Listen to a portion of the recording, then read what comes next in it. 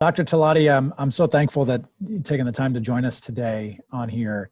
First, you had about 24 hours when you got the call that you were going to really the hotbed in America for, COVID-19 and the battle to stop this virus. What were your thoughts the minute you got the call that you were going to be deployed to New York City? Um, I think I was expecting something to happen with the military.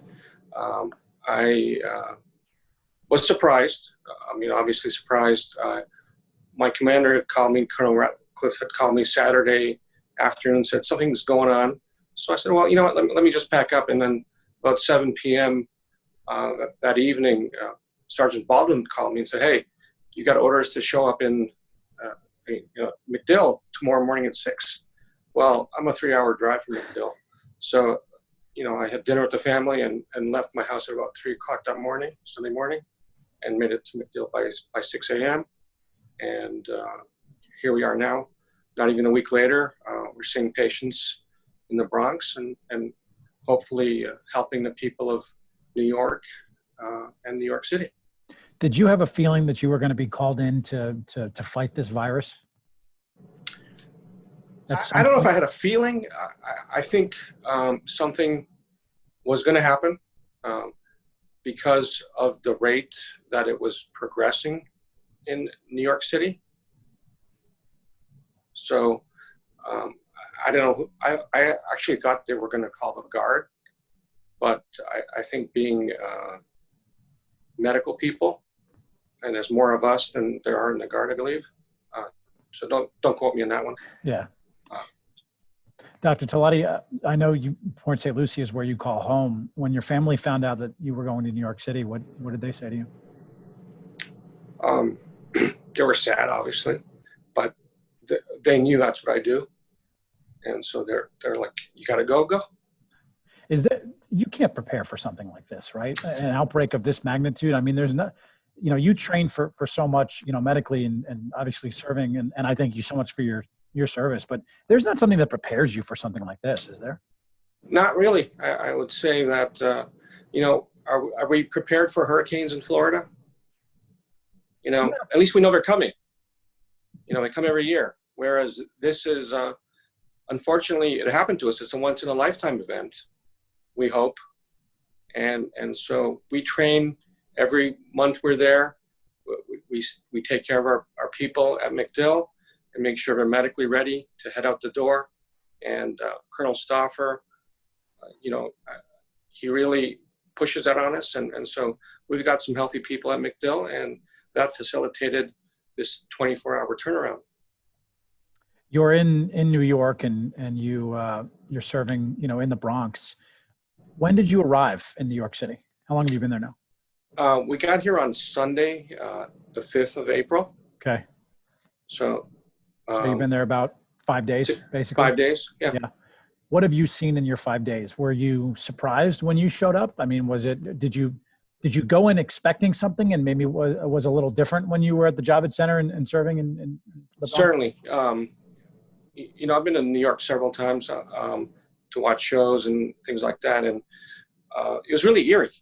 We'd leave the hotel in the morning and walk to Javits, and there's nobody else but us on the road. New York is America's city, and when we got here, it certainly didn't feel like America's city, which is actually a good thing, because they did listen to the mayor and the governor, and the people have stayed off the streets, and we are definitely seeing a decline, but they need to stay off the streets until, I'm not sure what that date is right now, but they please need to stay off the street. When you went into, now how many hospitals have you been in the Bronx? How many have you gone into kind of? Personally, I've only gone to one. Okay, so the hospital, which hospital in the Bronx have you been in, if you're able to say? It's part of the New York health system. Okay. When you went into that hospital, can you describe a little bit of what you've seen? Because I've heard from some friends that are PAs up there in New York and those that are fighting on the front lines that it's like a war zone. Do you feel like it's a war zone when you've gone into the hospital? I wouldn't call it necessarily a war zone. I think there's a lot of disruption, organized disruption, if you will, because nobody's really prepared for this. Number one, when somebody comes in with a heart attack, we've got a protocol. Well, somebody comes with COVID, there really is no recipe to follow. Everybody has a different course in their disease process, and so learning curve for all of us clinicians.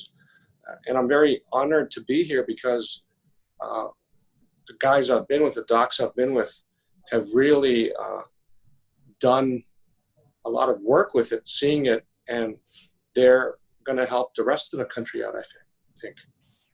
Do you feel like you've been saving lives since you've been there? Do you feel like this is a life-saving effort by you and your team coming up to New York? Well, again, because I don't know if our treatments are working.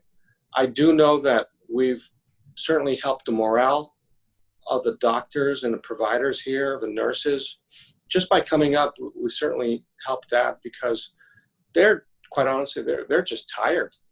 They've been working nonstop since it started, and they're just completely physically, mentally gone.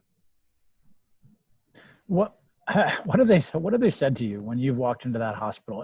I mean, I'm sure it's a thank you, but you can see the physical stress and the emotion on their face, can't you? Yes, they were so thankful. Actually, this evening, the CEO, he just gave us all, a big smile and a wave, and he's just like, thanks for coming. I mean, he was from his heart. You could just see it. Now, I've read today that, the number of virus patients in ICUs in New York City is starting to fall a little bit. Does it give you hope that there is an end to this, that we are getting to the other side of this now that you're, on the front lines there and where we've been hit the hardest? Yes, absolutely. I think if New Yorkers continue to stay off the streets, I think that there will certainly be a diminution in that curve and those admissions. But I think, and this is what I think they still need to stay off the streets until the epidemiologists and the infectious disease doctors, and Dr. Fauci says, hey, it's safe to go out there, because, studies are being done across the world on various drug treatments, but I'm not sure that we have anything. I haven't had time to read anything all day, but I think certainly there's something in the pipeline, but until that time, we need to take appropriate measures. The simple things, staying off the streets, washing our hands, not touching our eyes and our face, that alone will make a big dent and a huge difference. How many hours would you say, doctor, that you're putting in per day working on the front lines there? Well, we're at the hospital for about 12 hours. And then since we're going to the Bronx, that's another 30 to 45-minute drive each way. So about 14 hours or so. Do you feel physically tired? I am. I am. It's also cold up here. It was 38 degrees this morning. and I really wasn't, I didn't bring the clothes for that. So it was a little nippy. From some of the patients that you've helped, have you seen, the genuine thank yous from them for not just yourselves, but those that are with you and next to you and that are treating these patients that have tested positive for the virus? Yeah. I'll be honest, I haven't seen that many patients, simply because of credentialing and where to fit us in there. But today, I joined a team of residents and an attending. They're associated with Albert Einstein Medical College, and it was great because these are the people that have been doing it for the last, I would say, 6 weeks, and I've really learned a lot from them. The patients are certainly appreciative. A couple of were actually discharged today home or to a step-down facility, and that's encouraging.